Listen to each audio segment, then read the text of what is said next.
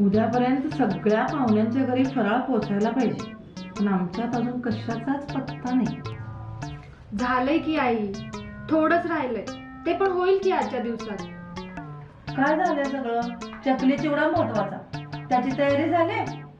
होतोय हो आई. आणि तुम्ही काय एवढं टेन्शन घेताय? सगळं तर मलाच करायचंय.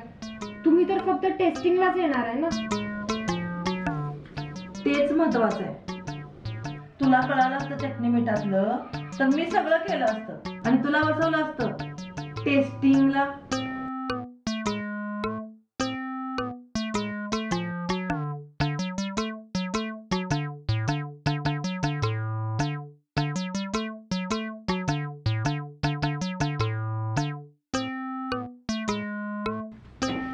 दामिनीच्या घरचा फराळाला वाटतं.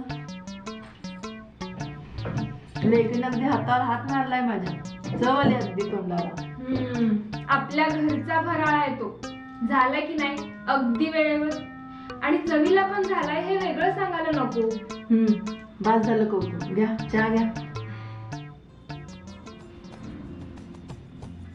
गोडवा नात्यांचा, रुचकर चवीचा, नव्या पद्धतीने तोच आनंद जपण्याचा.